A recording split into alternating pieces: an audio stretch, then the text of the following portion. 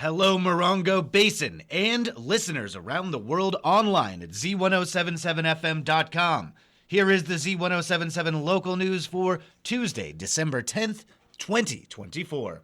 Lanes are open now, but road closures yesterday caused major traffic delays for Morongo Basin residents as a closure on Interstate 10 at Desert Center rerouted traffic through our community. The situation was compounded by a complete shutdown of the Morongo grade when a produce truck tipped over on Highway 62. Early yesterday morning, a fatal truck collision in the westbound lanes of I-10 led to a full westbound closure at Desert Center. Traffic was rerouted to State Route 177, then through State Route 62, known locally as 29 Palms Highway. This influx of additional traffic, including a large number of trucks with trailers, caused major delays for local drivers. The situation was compounded when at 9:45 a.m., a large truck with a trailer tipped over into the westbound lanes of traffic at the midway point of the Morongo grade. No injuries were reported. Both sides of the four-lane Highway 62 were closed throughout the morning, and while the eastbound lanes and one westbound lane were open by 12:30 p.m., traffic was backed up heading down the grade with reports of bumper-to-bumper traffic as far east as Yucca Valley. Many Morongo Valley residents reported feeling trapped in their homes as traffic stood at a standstill on the highway, and the Morongo Unified School District canceled bus service to the area in the afternoon. Another collision occurred on the highway in Morongo Valley at around 1 p.m., though no injuries were reported. The California Highway Patrol announced that all lanes on the Morongo grade were fully reopened last night at around 7 p.m. One westbound lane on I-10 remains closed. The other lanes are reopened as of this morning. Last night, the Landers Homestead Valley Community Association gathered to assess and discuss the area's priorities for the coming year via a ranked survey of issues impacting residents. Annalise Kuiper was at the meeting and joins us with this report. The survey covered items like the reopening of Fire Station 19 in Landers, lack of a postmaster and adequate staffing at the increasingly busy Landers post office, law enforcement issues like squatting, illegal narcotics and dumping, highway and off-road safety, road maintenance, association fundraising, family-friendly upgrade at the Homestead Valley Park, and other items. This survey will be distributed at the next several meetings in order to get a representative tally of what members consider the most important neighborhood issues which should be addressed first. Under the public safety reports, new Battalion Chief Jeff Allen shared that this area will receive an ATRV, all-terrain response vehicle, so fire trucks no longer have to be driven into unsuitable areas and get stuck. Also, Fire Station 42 on Aberdeen Drive in Yucca Valley will receive a new fire truck very shortly.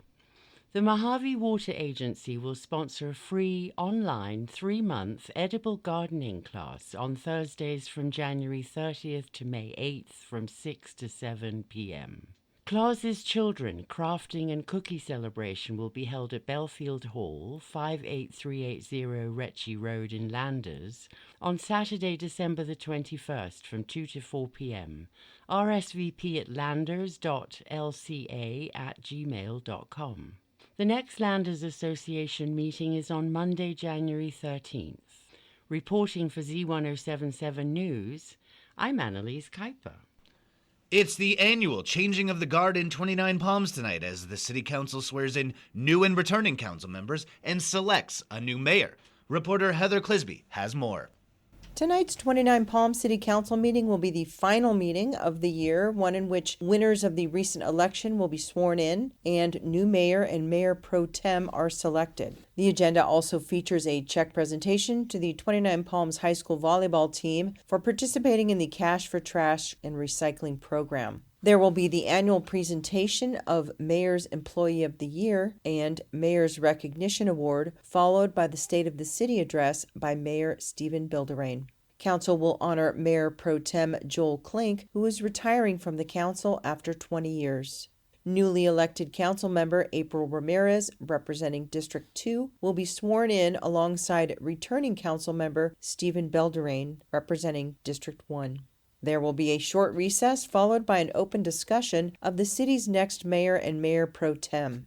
There is no legally binding requirement of these positions other than the issue must be addressed at the very meeting, which also officially declares the election results, which will be done in the consent calendar. The meeting takes place on Tuesday, December 10 at 6 p.m. at City Hall, 6136 Adobe Road. It can be live streamed or viewed on demand via the city's website, 29palms.org. Reporting for Z107.7, I'm Heather Clisby. The Yucca Valley Planning Commission will review a proposal for a new retail space and coffee bar in Old Town. Here is reporter Adeline J. Wells with that and more on tonight's meeting.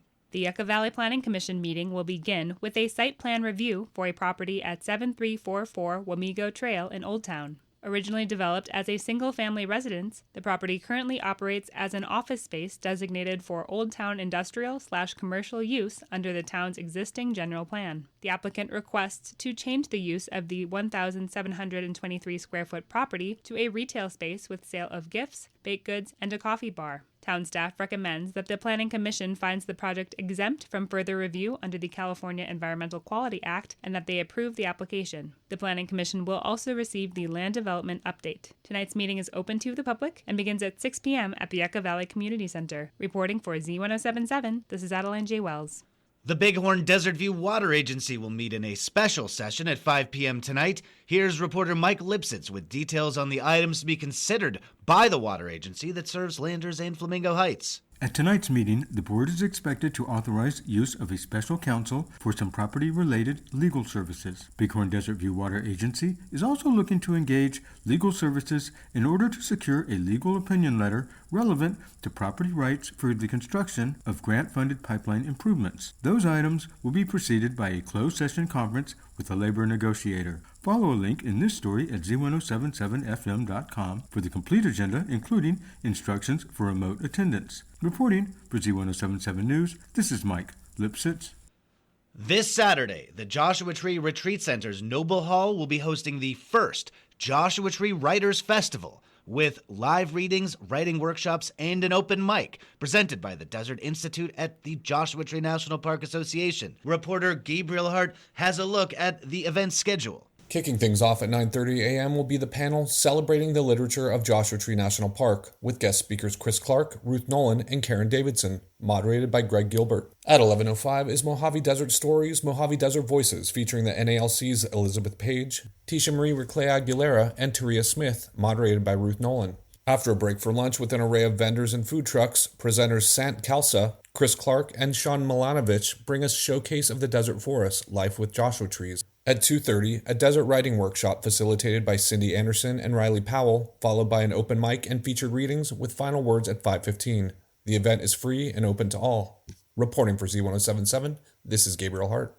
And finally, the Yucca Valley High School wrestling teams had a very exciting match at Indio High School on Wednesday. The girls won their duel 48-24. The boys lost a back-and-forth match with 42-39. Then on Friday, the girls went up to Rim of the World High School, taking third as a team. The boys went up to Rim of the World High School on Saturday, where they placed 9th overall. The team is looking forward to a home match against Desert Hot Springs tomorrow.